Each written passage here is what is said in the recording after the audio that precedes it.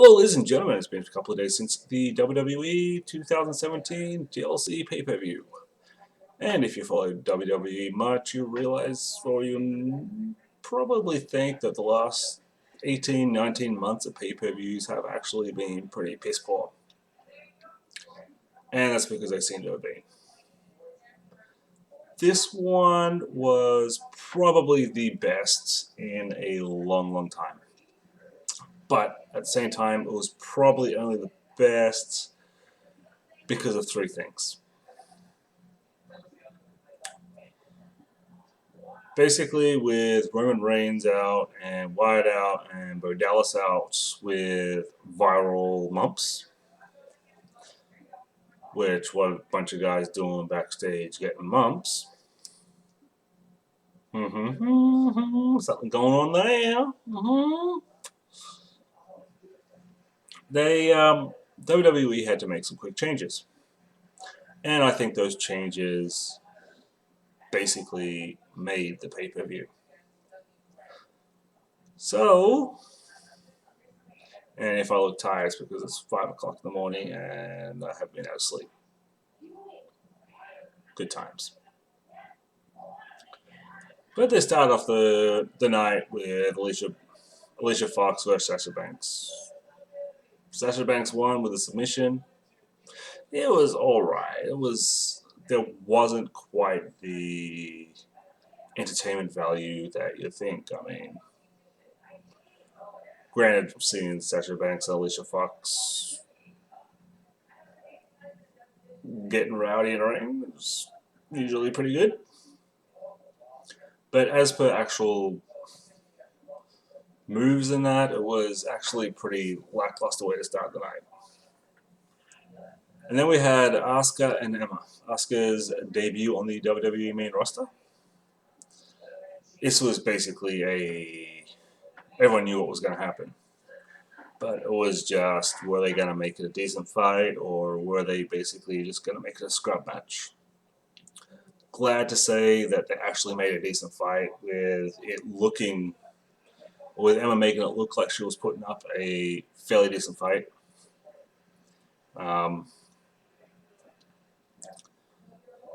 Still not as good as some of Asuka's NXT matches, but for a debut, it was alright. Next came Swan Alexander versus Galia and Kendrick.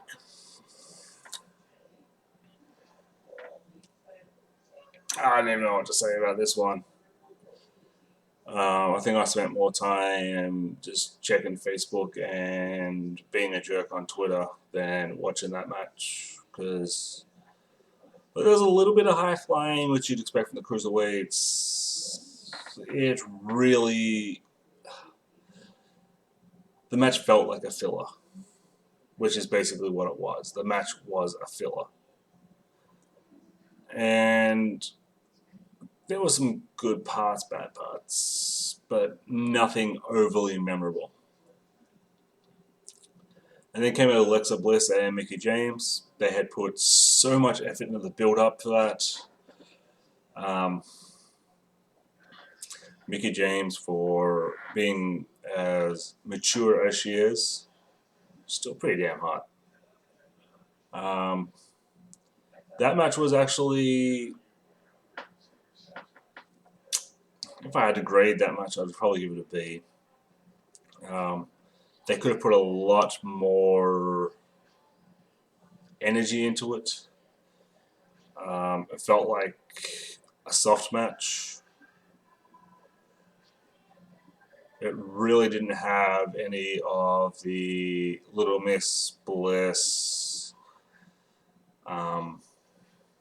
power control, basically Psycho Miss Bliss. I mean, they had it was at TLC. They could have at least made it false count anywhere or no disqualification. In fact, that's one of my biggest problems with this pay-per-view, was the fact that it was titled Tables, Ladders, Chairs. And for the most part, since TLC was basically came up, there's usually been at least 3 or 4 TLC matches. The same as Hell in a Cell used to basically be continuous Hell in a Cell matches. I think that's one of the ways that WWE might have screwed himself for this one, was the fact that it was a TLC pay-per-view, yet where was the hardcore? So, as I said, that match was actually decent. Alexa Bliss was looking gorgeous as always, and so was Mickie James. And next came probably the most disappointing match of the night, which was Kalisto versus Enzo. And it was like,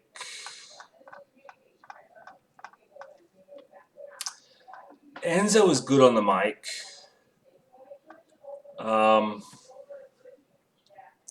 But his actually in-ring skills are severely lacking. Why they push him so hard, I have no idea. I mean, it's probably all about merchandise sales, because where he's on the mic, he's outstanding. Don't get me wrong. He is probably one of the top 3 or 4 right now in WWE on the mic. The way he can play the crowd, the way he can basically go on. I mean, the certified G is a certified G on the mic, but when it comes to actually being in the ring, I think I'd rather watch a poop flush out the toilet than watch him actually wrestle. I think he would make a great commentator. I really do. Get him out of the ring, put him as a commentator. The show will probably just go like skyrockets. Anyway, Enzo won that by, oh my god, he cheated again.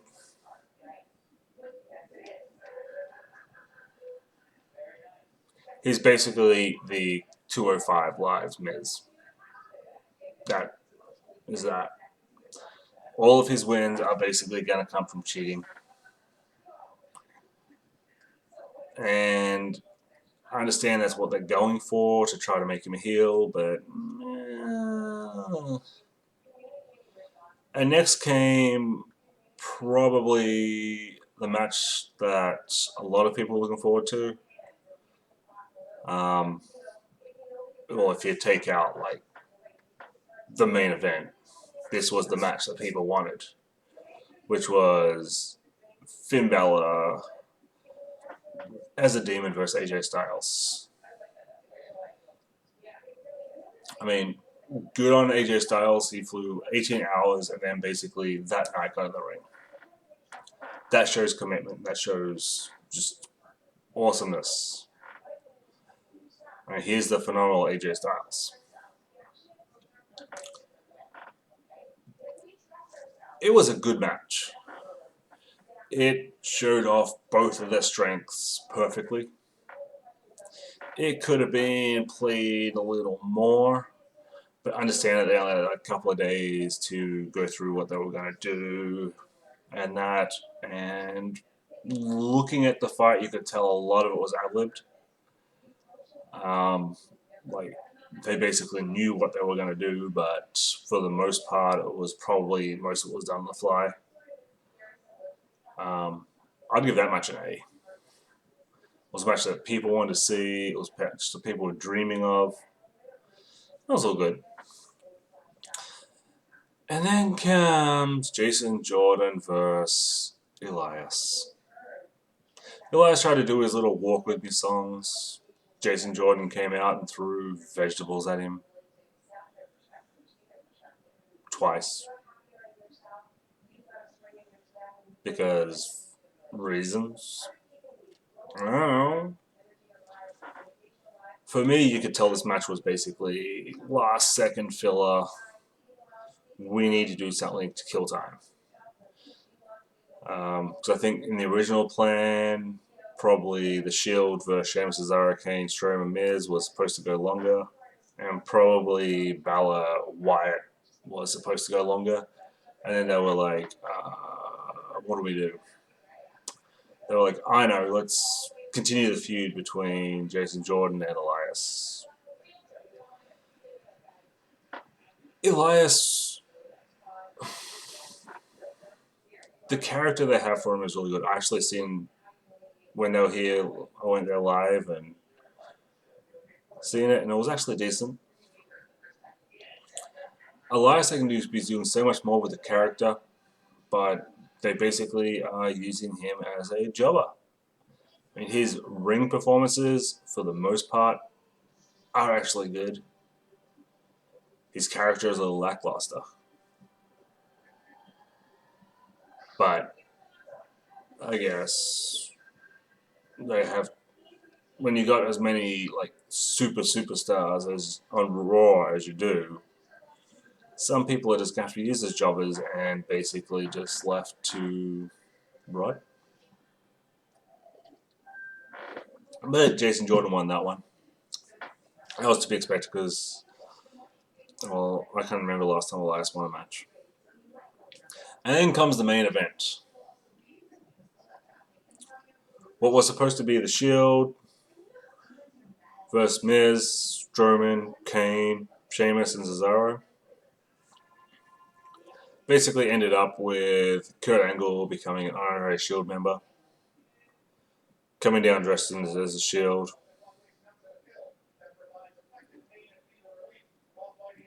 This, where do you even go with this match? Started off, they came down, beat them all up with chairs, which is a thing you do. But I think they put too much on the three little guys overpowering the five of them too early.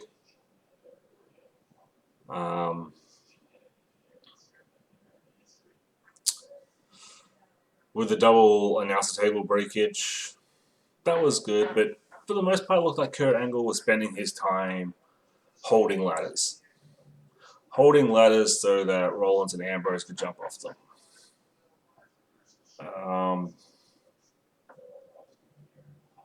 That was basically the start of it. And then Angle got put through the table, and they tried to do the shades of when Brock Lesnar got taken out by Braun Strowman.